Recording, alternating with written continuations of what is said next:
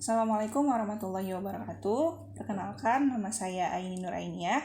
Saya adalah mahasiswi Prodi Ilmu Komunikasi Universitas Islam Syekh Yusuf Tangerang. Di sini saya akan mewawancarai salah satu guru sejarah di Pondok Pesantren Darul Mukhrobin dan kita akan membahas tentang Sumpah Pemuda.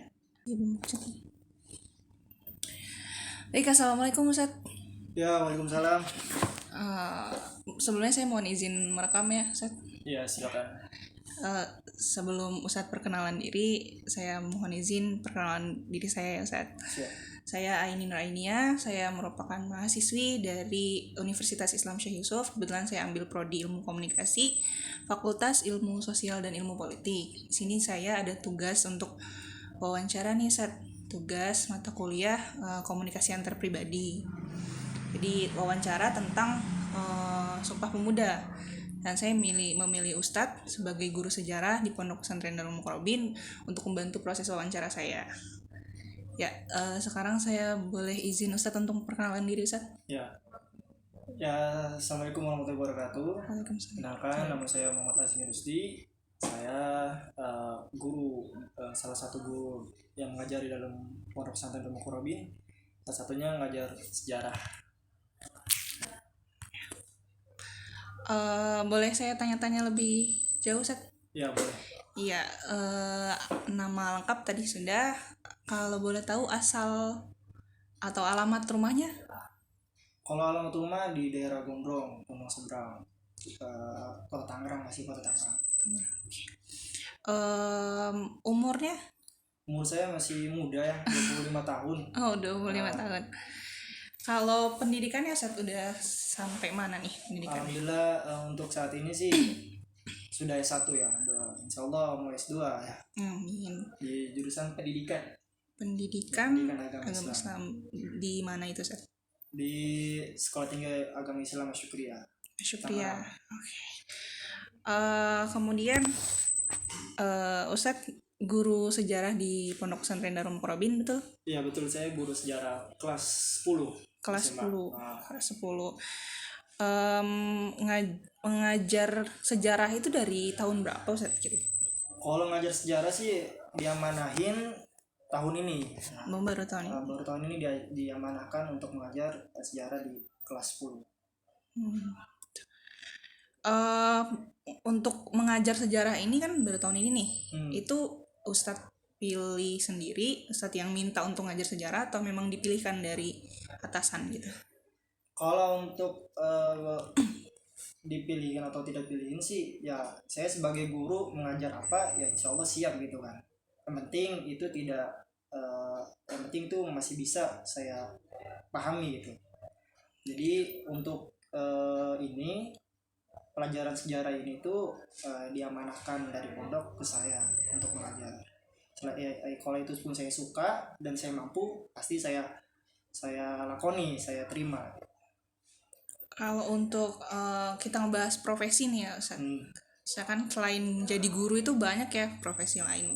Tapi kenapa Ustadz memilih untuk menjadi guru selain karena memang kuliah di jurusan pendidikan ya? Kenapa memilih untuk jadi guru? Ya itu ya, emang ada beberapa yang mesti banyak orang mikirin, intinya gini ya, banyak orang mikir kenapa sih jadi guru itu gajinya kecil gitu kan. Terus juga apa sih nanti kedepannya mau makan apa anak istrinya gitu. Ya, intinya gini, kalau guru itu ibarat kata itu suatu pekerjaan yang mulia gitu. Pekerjaan mulia kalau kita ikhlas mengajar, ridho lillahi ta'ala karena Allah, insya Allah akan diberkahi gitu. Karena guru ini, jika orang pintar itu berawal dari seorang guru. Kesuksesan seorang itu, kesuksesan murid itu nanti dia di masa yang akan datang dia menjadi orang yang berkompeten, menjadi orang presiden sekalipun, pasti itu semuanya karena guru. Intinya kita ini sebagai guru jangan mandang seberapa gaji kita. Yang penting kita ridhokan Allah, mengajar lillahi karena Allah, lillahi ta'ala, pasti Allah akan berkahi gitu. Allah akan cukupkan rezeki kita, insya Allah gitu. Selanjutnya nih Ustaz, kan udah memilih untuk berprofesi sebagai seorang guru. Nah, Pertanyaan saya, kenapa memilih Darul Mukorobin sebagai tempat ustadz untuk mengajar? Ya untuk awalnya sih saya mengajar ngaji ya, sebelum saya diamanahkan di sini saya mengajar ngaji, majelis taklim kecil-kecilan anak-anak. Tiba-tiba keesokan harinya dapat telepon dari anak Pak Kiai untuk mengajar di pondok pesantren Mukorobin ini. Nah ini salah satu kebanggaan banget buat saya, dan orang tua saya juga sangat bangga gitu kan. Karena mengajar di pondok pesantren itu merupakan suatu keindahan, kelebihan gitu dibanding ngajar di sekolah-sekolah umum ya. Karena keberkahannya banyak gitu ngajar di pondok pesantren, apalagi disuruh sama almarhum Pak Kiai untuk mengajar di sini. Nah, itu saya terima karena itu amanah yang harus, dan Pak Kiai pasti sudah memikirkan matang-matang kenapa memilih saya gitu. Nah makanya daripada itu saya menerima tawaran Pak Kiai, amanah dari Pak Kiai untuk mengajar. Tadi kan kurang lebih berarti setengah tahun ya ngajar sejarah itu. Iya. Ya, karena baru mau masuk semester 2 ya sekarang. Nah, apa sih yang Ustadz rasakan nih? Apa ada yang berbeda ngajar sejarah tuh ternyata kayak gini, beda dari pelajaran-pelajaran sebelumnya gitu? Kalau ngajar sejarah itu ya kadang kita itu lebih kepada cerita, karena kan sejarah itu enggak hanya tentang sejarah tentang Indonesia gitu kan, ada juga tentang tentang bumi dan lain sebagainya gitu kan. Yang di sini itu tadi maaf itu pertanyaan apa? Kendala. Apa yang dirasain saya ngajar sejarah tuh, ternyata apa yang didapat selama ini gitu ya selama Kalau ngajar sejarah? untuk anak-anak sih ya yang didapat itu mungkin karena pemahamannya ya. Kadang kan kalau sejarah ini kan kita tidak hanya menerangkan lewat ceramah, metode ceramah, tapi kita butuh juga audio visualnya. Tadi kita harus mana sih ini pahlawan Soekarno gimana, ini kita kasih tahu dengan cara audio visual dan dengan cara menggunakan infokus. Ini gimana sejarahnya kita lihatin terutama tentang Sumpah Pemuda.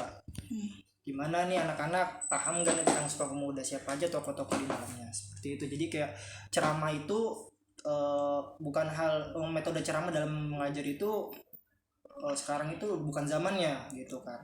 Oke, mungkin kita dulu guru-guru menjelaskan tentang sejarah dengan cara ngomong ceramah, tapi kan karena zaman dulu kan infokus dan proyektor itu belum ada. Jadi kan sekarang zaman sudah modern, jadi guru-guru bisa melihat sejarah itu seperti apa dengan audio visual ya. Jadi makin canggih gitu teknologinya ya. Kalau untuk ini selama kurang lebih setengah tahun ini mengajar, apa sih kesulitan yang paling kerasa nih? Apalagi kan ngajar sejarah tuh nggak gampang ya pastinya. Saya kesulitan yang paling mungkin sampai sekarang belum bisa teratasi gitu dari ngajar sejarah ini. Untuk kesulitan sih ya, namanya mengajar di pondok pesantren itu satu hal yang menjadi kendala buat guru-guru ya, terutama guru sejarah. Karena notabene sejarah itu bercerita. Nah kendalanya ini karena anak sering mengantuk gitu, karena mungkin pondok pesantren bangunnya lebih awal ya. Nah ini kita ini sebagai guru, bukan guru sejarah doang ya, beberapa guru itu juga mesti menerapkan, jangan yang tadi saya pernah bilang, jangan metode ceramah melulu gitu.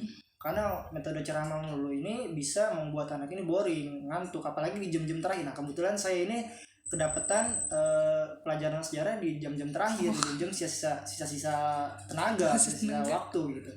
Ya gimana cara mensiasatinya, yaitu dengan cara saya memberikan audio visual dengan infokus gitu, dengan biar nggak bosan anak-anak. Biar anak itu nggak jenuh dengan buku mulu, karena di dalam buku LKS itu yang disediakan anak-anak, yang anak-anak pelajari itu lebih kepada redaksi doang, cerita doang, gambar-gambaran nggak ada.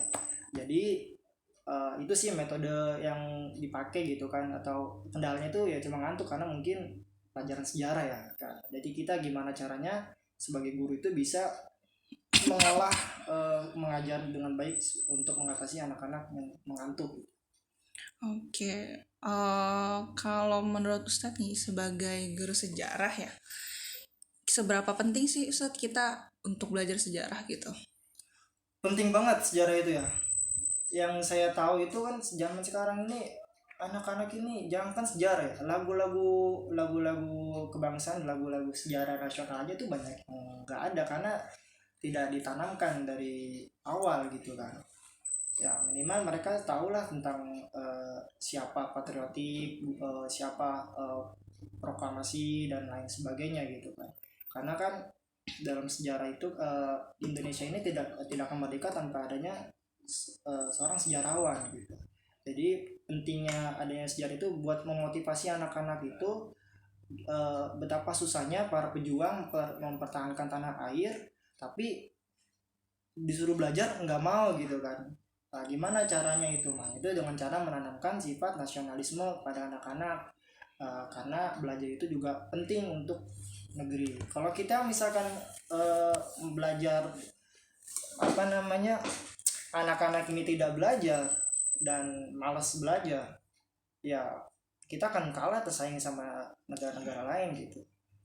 Nah itulah makanya di dalam rangka Sumpah Pemuda ini kan dalam rangka terus pemuda ya. Ya anak-anak kita harus bisa terutama pemuda itu harus bisa membuat dobrakan baru lah untuk kedepannya agar menjadi pemuda yang sukses dan pemuda yang apa Bisa namanya jadi generasi penerus generasi bangsa. penerus bangsa gitu. Yang sampai eh, Soekarno menangis karena ada pemuda-pemudanya nggak bisa mempertahankan perjuangan Pak Karno, Pak Soekarno. Iya, malah jadi malu-maluin nanti Iya. ya kalau misalkan Udah capek-capek bertumpah darah, keringat, tapi generasi mudanya malah malah enggak. nggak belajar dengan baik gitu kan. Malah ya gini kita udah tahu lah sekarang gitu. Jadi itu ya pentingnya belajar sejarah ya, Sa. Nah, selain ngajar sejarah nih, ada ajaran lain nggak Ustaz di sini? Ada sih tajwid, cuman kalau dalam pelajaran umum cuma sejarah aja. Kalau pelajaran umumnya sejarah aja. Paling sisanya pelajaran-pelajaran agama Iya, atau bahasa Arab ya, Ustaz. Kemudian eh, dari sekian banyak nih pelajaran yang Ustaz ajarkan, ada nggak pelajaran yang paling Ustaz favoritkan atau kayaknya ketika saya ngajar ini saya nyaman, anak-anak juga ngerti sama yang saya jelaskan gitu. Kalau basic saya ya agama Islam ya tentu tentang agama ya dibanding sejarah. Cuman eh, ya itu sih yang sebagai kita sebagai penanggung jawab sebagai yang diamanahkan, kita harus siap untuk menjalankan amanah mengajar sejarah ini karena juga saya juga suka sejarah juga gitu. Jadi memang kalau di sini itu tergantung dari atasnya kita diamanahkan untuk ngajar apa, ya mau nggak mau harus terima walaupun memang mungkin kita kurang suka sama pelajarannya. Kita Gitu. sanggup intinya gitu. Kadang kalau misalkan saya suruh ngajar matematika jangan enggak. Jadi kalau misalkan kita tahu guru-gurunya itu nggak sanggup untuk ini bisa diomongkan baik-baik. Kemudian kalau untuk ketika ngajar nih Ustaz punya rules atau peraturan tersendiri nggak untuk anak-anaknya nih di pelajaran saya kalian nggak boleh kayak gini gitu. Kalau untuk peraturan pasti semua guru punya peraturan ya. Kalau saya itu sebelum masuk itu saya kasih murid itu waktu 10 menit untuk dia buang air kecil, untuk dia wudhu kalau ngantuk silakan. Nah, intinya 10 menit itu saya kasih waktu buat mereka keluar itu. Ya seperti tadi. Sebelum mulai pelajaran jadi gitu. nanti ketika sudah 10 menit sudah berakhir sudah siap semuanya. Jadi nggak ada lagi yang ngantuk atau izin ke kamar mandi gitu ya Ustaz. Masalah guru nih terakhir Ustaz. Menurut Ustaz guru yang baik itu yang seperti apa sih Ustaz? Guru yang baik itu guru yang mengajarkan kebaikan. Saya misalkan kan ada aja guru ngajak ayo belajar, ayo sholat duha, gurunya nyuruh sholat duha tapi guru nyuruh sholat anak muda itu sholat duha tapi gurunya enggak padahal dia nyuruh gitu. Intinya karena gini ya, guru itu salah satu media yang bakal ditiru sama anak muridnya. Apapun gurunya itu melakukan hal tersebut pasti Baik ataupun buruk gurunya ya. akan ditiru. Nah makanya jangan sampai keburukan kita itu nanti dilihat sama anak-anak gitu kan. Intinya gitu aja sih. berbuat baiklah, bersikap baiklah di depan anak-anak gitu. Selalu berusaha untuk terlihat baik Terlihat ya, baik, menjaga nama baik gitu ya sebagai seorang guru. Oke, sekarang kita masuk ke topik inti ya Ustadz dari wawancara ini, yaitu tentang Sumpah Pemuda. Pertanyaan pertama dari saya, apa sih Sumpah Pemuda menurut Ustadz? Sumpah Pemuda itu menurut saya itu merupakan suatu pergerakan ya kemerdekaan Republik Indonesia yang dilakukan oleh pemuda-pemudi Indonesia dengan menyatakan janji satu tanah air, satu bangsa, satu bahasa. Pengamalan nilai-nilai Sumpah Pemuda yang harus diamalkan dalam kehidupan sehari-hari, diantaranya nilai gotong royong, kerjasama, bahu-membahu, musyawarah, cinta tanah air, kekeluargaan, persatuan, cinta damai, dan tanggung jawab. Dan satu lagi, tidak memandang baik itu miskin, baik itu kaya, baik itu dia agama non muslim, baik itu agama muslim, tetap saling membantu. Jadi apalagi seorang muslim itu tuh harus saling membantu ya. Itu Sumpah Pemuda menurut saya. Oke. Dari definisi Sumpah Pemuda yang udah Ustadz jelasin nih, kira-kira apa sih Ustadz tujuan dari adanya Sumpah Pemuda ini, tujuannya untuk apa? Tujuan Sumpah Pemuda ini adalah menyadarkan para pemuda-pemudi Indonesia ini untuk selalu berkarya ya di bidang apapun.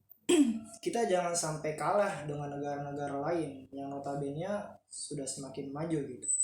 Nah, untuk persaingan 4.0, di zaman 4.0 ini kita harus bisa beradaptasi dan bekerja sama ya membangun negeri ini agar lebih baik lagi. Nah, alhamdulillah semakin lama ini semakin tahun ini semakin maju ya perkembangan bangsa Indonesia ini, ya, terutama di bidang perekonomian, terutama di bidang perindustrian. Nah, ini agar masyarakat dan pemuda-pemudi ini tahu lah gimana pentingnya untuk sejarah ini bisa diterapkan dalam kehidupan sehari-hari. Karena kan kita tahu ya, Indonesia ini kan merdeka bukan hanya para tentara saja yang bekerja, tapi semua. Makanya diadakan pemuda Sumpah Pemuda ini adalah selain daripada para pahlawan, semua para santri, para pemuda ikut ambil dalam memerdekakan bangsa Indonesia. Nah, jadi jangan sampai bukan bangsa Indonesia, bukan pemuda Indonesia lenje. Pemuda Indonesia itu harus semangat, tak pantang menyerah. Makanya banyak negara Indonesia ini ditakuti negara-negara lain. Karena kenapa? Bukan militernya, tapi pemuda-pemudinya. Jika ada yang mengusik tanah air, jika ada yang ingin menjajah, maka semuanya turun tangan sampai ke masyarakat. Itulah kunci dari kemenangan bangsa Indonesia melawan penjajah di era zaman dahulu. Nah, jangan sampai di era zaman sekarang ini malah pemudanya kurang sadar gitu. Jadi saya simpulin ya, tujuan Sumpah Pemuda ini memang untuk sebagai reminder ya untuk para pemuda yang ada di Indonesia ini khususnya, bahwasanya perjuangan dari para pahlawan sebelumnya itu memang gak mudah gitu ya. Jadi untuk bisa menjadikan Indonesia negara kesatuan Republik Indonesia itu memang tidak mudah, untuk memerdekakan Indonesia tidak mudah. Jadi kita sebagai generasi muda, generasi penerus bangsa itu harus tahu bagaimana caranya berjuang melawan ya banyak hal dari tantangan-tantangan yang ada gitu ya Ustaz. Kalau untuk sejarahnya nih Ustaz, sejarah dari Sumpah Pemuda itu awalnya seperti apa sih Ustaz? Sejarah Sumpah Pemuda itu dilatar belakangi oleh kondisi Republik Indonesia ya. Pada zaman itu kan dijajah sama Belanda. Dalam kondisi tersebut, para pemuda dari kelompok pelajar Indonesia sepakat untuk mendirikan organisasi bernama Indies Student Bond atau bisa disebut PPPI pada tahun 1926. Nah, ini kelompok PPI ini terdiri dari pemuda terpelajar yang menempuh pendidikan di Stovia, di Teknik High School Tebon Bandung ya, tepatnya di daerah Bandung atau disebut THS, dan Research School to Batavia. Mereka semua mempunyai visi dan misi yang sama, bahwa kawanan penjajah yang mengekang Indonesia bisa disingkirkan dengan kekuatan serta persatuan semangat para pemuda bangsa Indonesia. Kalau misalkan pemuda yang semangat, otomatis membuat para penjajah itu gentar gitu. Nah, di mana kan dari semua kongres itu ada tiga apa kongres ya. Nah, ini dijadikanlah isi Sumpah Pemuda. Yang pertama isinya itu kami putra putri bangsa Indonesia mengaku bertumpah darah, yang satu tanah air Indonesia. Nah, makanya di sinilah Indonesia ini cinta sama tanah air, akan disebut NKRI, Negara Kesatuan Republik Indonesia. Kenapa negara kesatuan ya? Karena masyarakat itu bersatu dalam mempertahankan kemerdekaan Indonesia. Makanya kenapa di Indonesia ini nggak ada namanya sekolah militer ya? Kalau kita lihat di Korea Utara, di Korea Selatan, di mana lagi misalkan saya lupa itu ada namanya sekolah militer, itu wajib. Nah, kalau Indonesia ini enggak, kenapa enggak ya? Karena masyarakatnya ini sadar tanah apa pentingnya tanah air itu. Makanya kalau misalkan seandainya pun dijajah dengan negara lain, masyarakatnya ikut andil, ikut berperan, kalau tempur. Makanya ada waktu itu ada apa eh,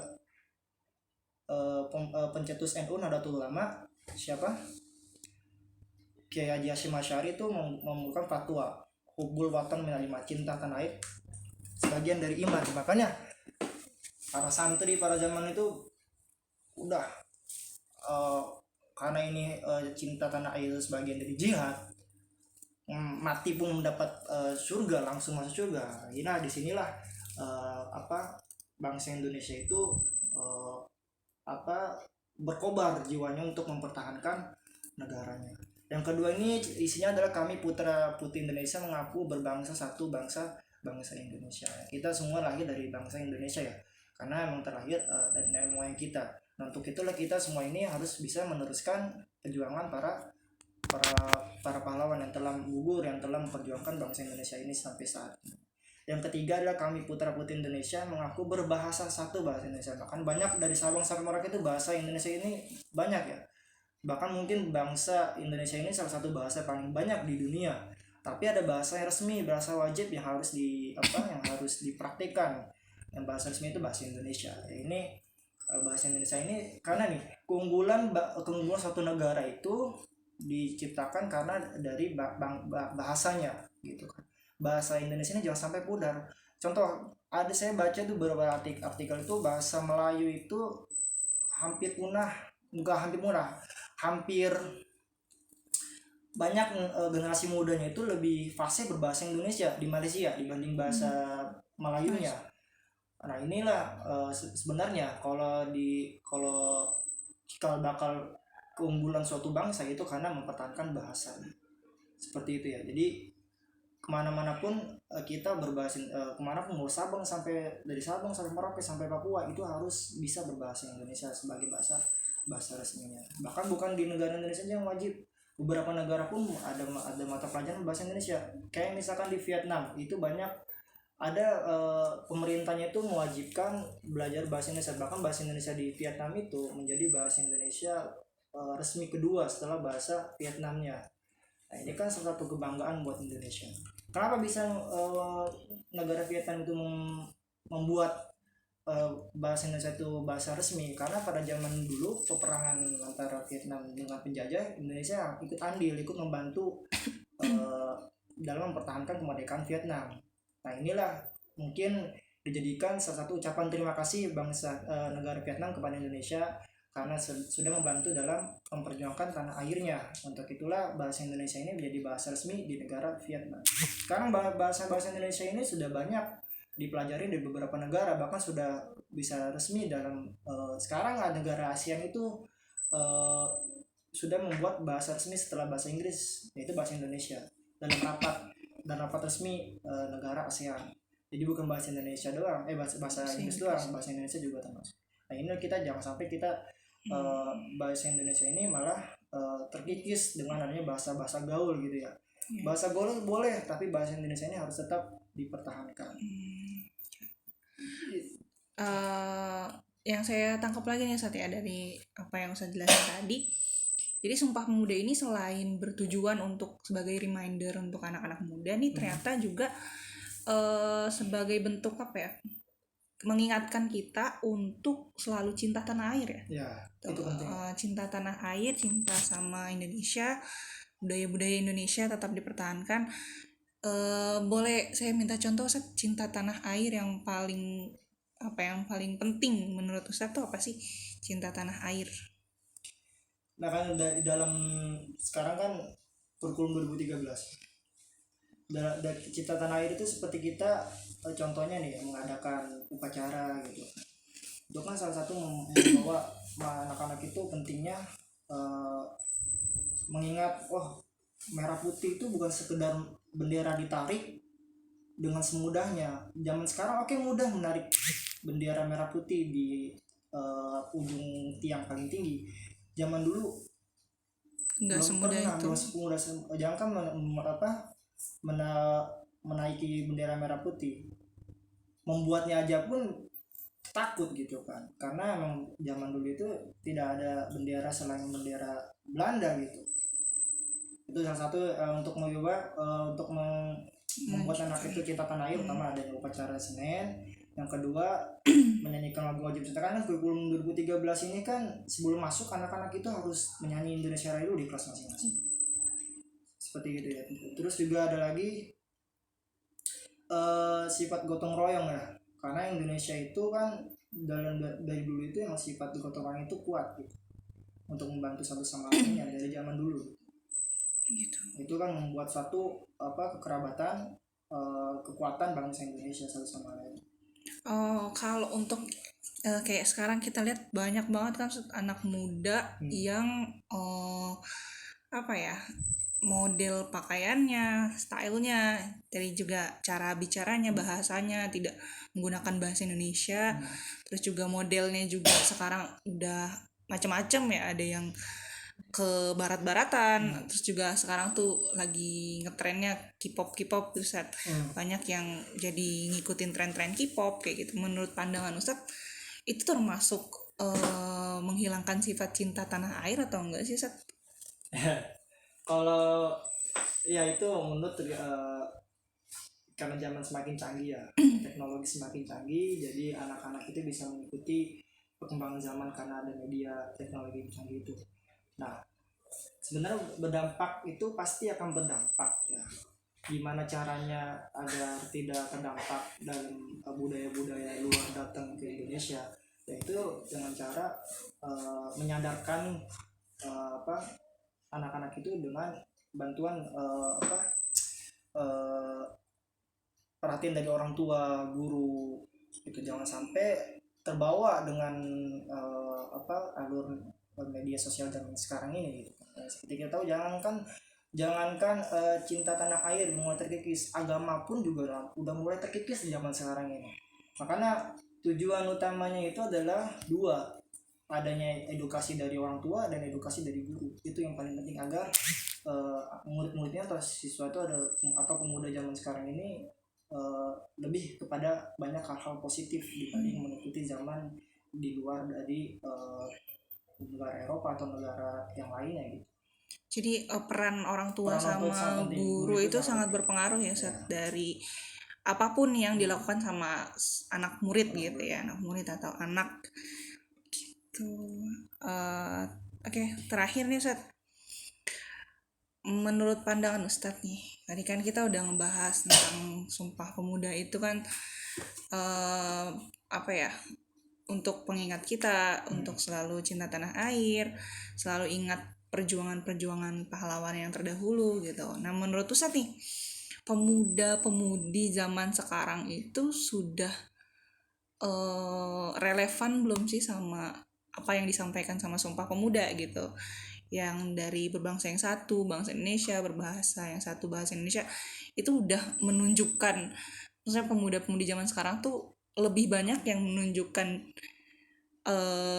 sifat dari Sumpah Pemuda, atau malah lebih banyak yang tidak, kayak meninggalkan dari Sumpah Pemuda itu, menurut Ustaz zaman sekarang? Menurut saya sih ya, karena saya juga kan mahasiswa dulu ya, jadi tahulah mahasiswa itu kan pasti apapun kebijakan dari pemerintah pasti akan protes. Nah, kebetulan karena demonstrasi itu kan karena ingin mensejahterakan rakyat ya. Karena ada namanya Indonesia ini sebagai negara demokrasi ya. Kalau untuk saya ini pemuda zaman sekarang ini menurut saya itu sudah membuat prinsip pemuda apa udah menerapkan udah menerapkan pemuda yang di zaman sekarang ini. Karena eh, contoh misalkan halnya suatu pemerintah mengadakan kebijakan tapi rakyatnya tidak sepihak, Mengikuti. nggak mengikuti. Nah itu kan bisa demo. Kalau misalkan pemerintah nggak ada yang demo, ya rakyat bisa sengsara gitu. Tujuannya demo itu bukan buat anarkis. Mungkin kalau anarkis ada oknum-oknum ya, tapi untuk menyadarkan pemerintah supaya bisa melihat rakyat kecil sanggup atau tidak dengan kebijakan ini gitu. Untuk itu makanya banyak mahasiswa pemuda-pemudi mengaspirasikan suaranya, unek-uneknya, karena Sebagai perwakilan sebagai rakyat. perwakilan rakyat gitu. Jadi Menurut saya itu sudah ada. sudah ada yang ya balik lagi ya Ustaz. Maksudnya dari sekian banyak penduduk Indonesia, berarti menurut Ustaz memang ada beberapa pemuda-pemudi yang sudah relevan dengan Sumpah Pemuda, tapi masih banyak juga yang belum ya. sadar, belum terketuk hatinya mungkin untuk melakukan perubahan gitu. Biasanya berarti yang sering melakukan perubahan itu mahasiswa ya Ustaz. Itu yang diharapkan dari ya balik lagi murid dan mahasiswa, siswa-siswi itu memang jadi harapan bangsa, generasi penerus bangsa, dan guru adalah salah satu faktor penentu dari sikap-sikap mereka gitu ya Ustaz. Oke Ustaz, mungkin itu yang bisa saya tanyakan di wawancara kali ini. Terima kasih banyak atas waktunya yang sudah Ustadz berikan. Mohon maaf mengganggu waktunya ya Ustadz. Ya, semoga dari wawancara ini banyak yang bisa kita ambil, banyak pelajaran yang bisa kita ambil, tentunya tentang Sumpah Pemuda itu tadi ya. Oke, terima kasih Ustadz. Ya, sama-sama. Cukup sekian video dari saya, kurang lebihnya mohon maaf. Assalamualaikum warahmatullahi wabarakatuh. Waalaikumsalam.